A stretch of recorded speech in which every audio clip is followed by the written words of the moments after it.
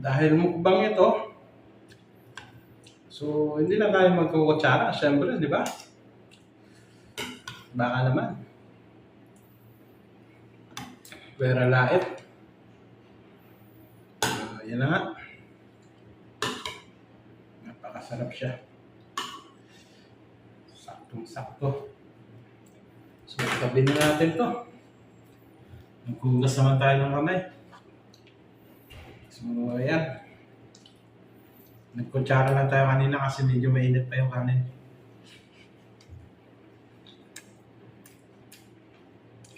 $12:00 midnight.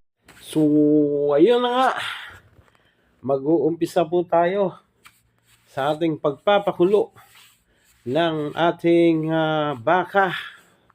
Ayan, at nilaga na nga natin. At syempre tapos na. So, ayan, magigisa na po tayo. At ito na yung pinakaantay nating oras.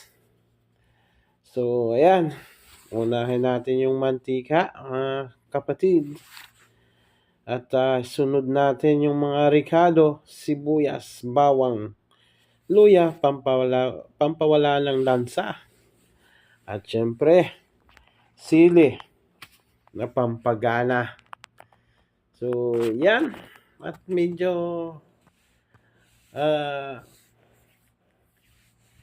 sinisipag tayong magluto. At syempre, hindi mawawala yung mga pampalasa dyan. Nagdagdag na tayo ng paminta, mga kapatid. At ayan, gigisa na natin para manuot yung sinasabing lasa. At nang magkaroon naman tayo ng masustansya at masarap na tikiman. So, ayan. Siyempre, halo-halo. Migos-migos na yan. At mag-aantay lang tayo ng konting panahon. Nagdagdag ba tayo dyan ng mga konting ricado. Ayan. At powder. Pampalasa. Pampadagdag ng aroma. Ika nga. Paminta. Damihan na natin para mas masarap. Ayan, meron pa palang 7-Up. Hindi na lang ininom, kundi ayan, naglagay pa tayo niyan. Syempre, hindi nga nakatiis. Talaga namang siguradong mapapawaw ka sa lasa nito. So, ayan. Asin, nalaglag pa yung takip. Hindi na talaga mapigilan. So, time check yan. Mag-aalauna ng madaling araw. Dahil nga nagpakulo tayo at kagagaling lang natin sa pagbabasketball. So, ayan, kaya ginabi na tayo, inabot na tayo ng madaling araw. Actually, day off naman natin yan, mga kapatid. So, syempre, kasabihan nga, kapag may nilaga, may pagkain. So, ayan, nakangiti na. Dahil alam na ang kasunod niyan. So, siyempre, medyo palitan natin yan ng maganda-gandang basahan. So, ayan. Dinidimo pa ni kapatid kung paano niya lutuin at ihalo. Halo-halo, mikos-mikos nga. Sabi nga, ayan. Mas maraming migos-migos, mas maraming sarap na matitikman. Ayan, iba na talaga ang panahon ngayon. Dinadaan na lang sa pagpupunyagi. Ayan. At ang unang hugas ng bigas. Ayan. Naniniwala ba kayo dyan, mga kapatid? So, siyempre, ako naman ay iniisip ko, walang masama kung ating pagbibigyan. So, ayan, inshallah. At pakukuluan natin yan ng matagal-tagal. Kaya, kunting tiis pa, silip-silip. At huwag nating iiwan kasi meron pang mga kasunod dyan. Tingnan nyo po ano ang mga kasunod na ilalagay ni kapatid. Ayan.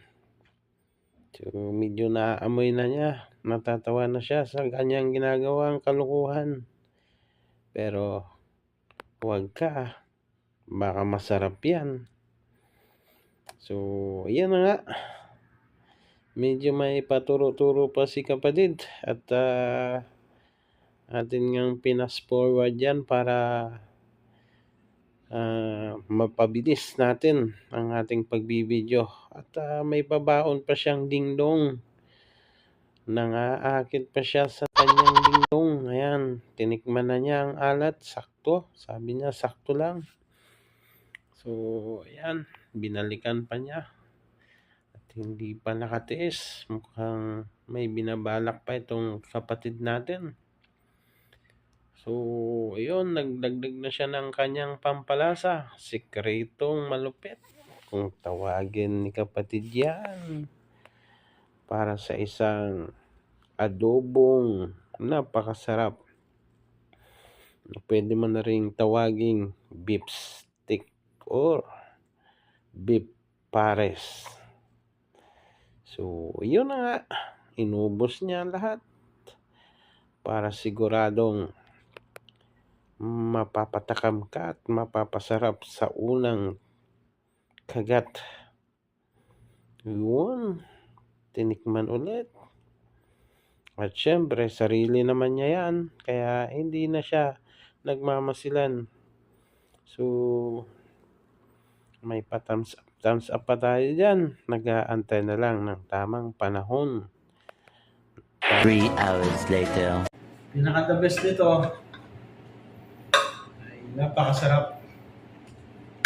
So, ano pa inaantay natin? Let's go. Kainan na.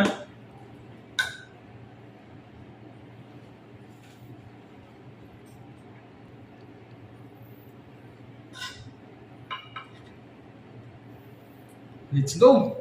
Tikima na. So, gaano nga ba kasarap magluto si kapatid ninyo. So, ayan. Yung pinaghahandaan ko para kung sakaling tayo may kasama-sama. Meron akong may pagmamalaki sa inyo. So, ayan. Tikiman time na. Let's go!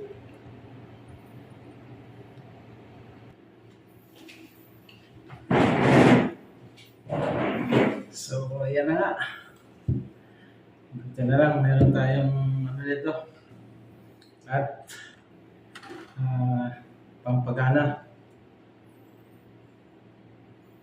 Kahit maanghang na yung ano natin, ay meron pa rin tayong nilalagay parang chili garlic. So, amoy pa lang, sarap na. So, bago ang lahat, ayan, bismillah. Tikman na natin ito.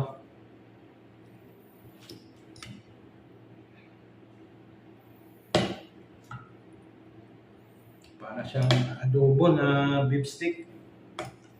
Actually, gusto ko lang siya adobohin. Pero naglasa siyang beef stick kasi dahil nga sa suka. At ayan, pwede na. Mana natin. Ng subo para sa inyo mga kapatid. Big Boss, mga kapobring Ship TV, shout out sa inyo lahat yan. At kay kapatid na Paulo, Papa P. Salamat sa pagbigay mo ng extra beef sa biyaya. At alam ko naman, napakabait mo sa akin. So, ayan. Unang subo para sa'yo.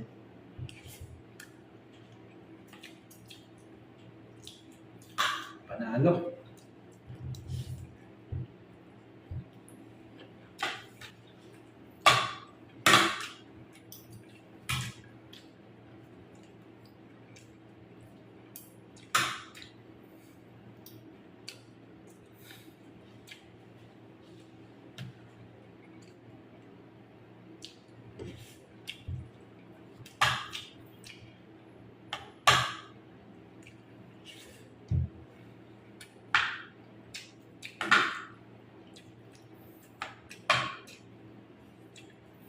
Sarap mga kapatid. Talaga hindi ka sisisi pag natikman mo itong adobong baka ko.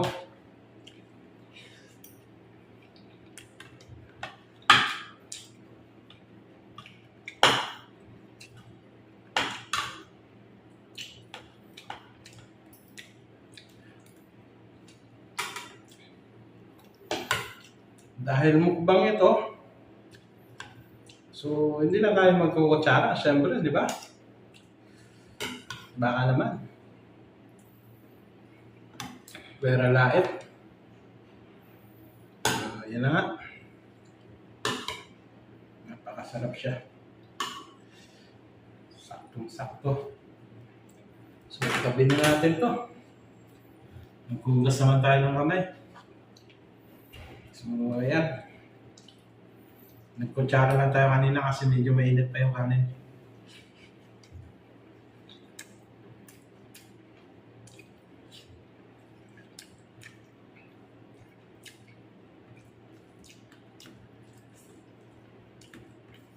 Sakto lang yung alat, sakto yung may konting asin dahil sa suka. May tamis at yung aroma ng laurel. Panalo.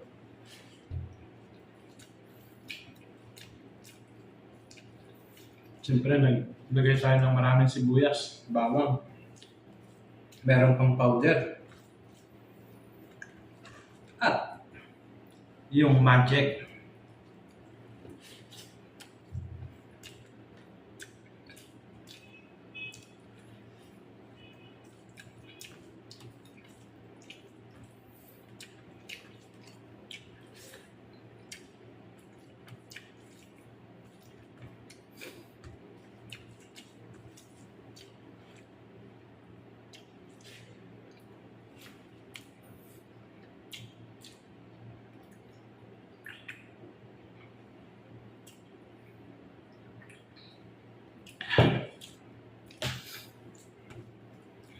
Sakto.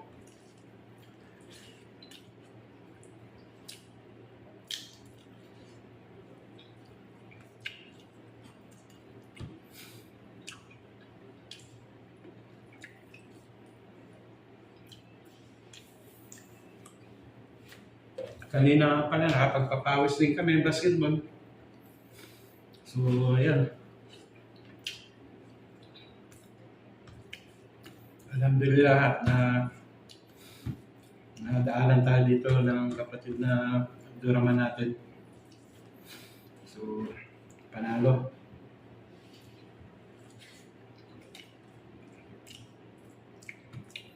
Nakasama natin yung mga ibang Pinoy na day off din.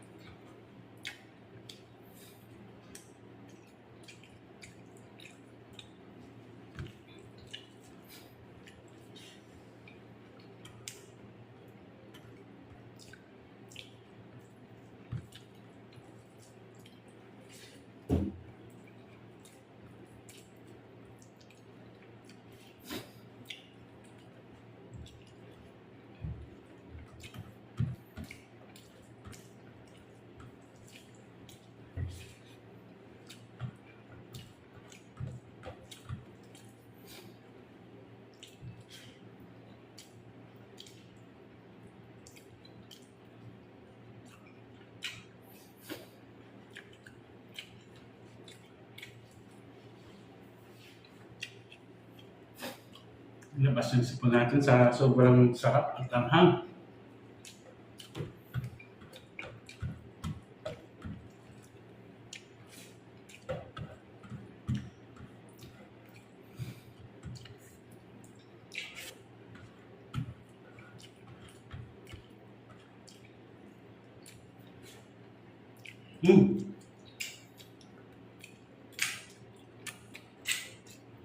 Sarap.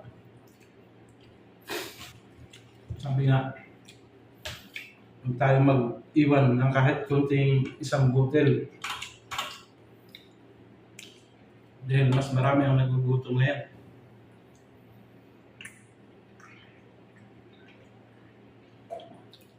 So, galingin natin ubusin yung mga kinakain natin sa plato.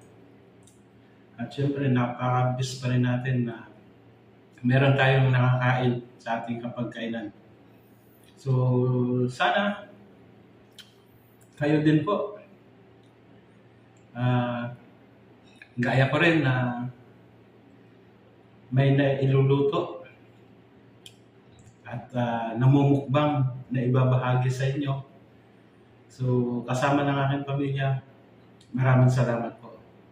So, shout out po sa lahat ng matyagang nanonood ng aking mga video.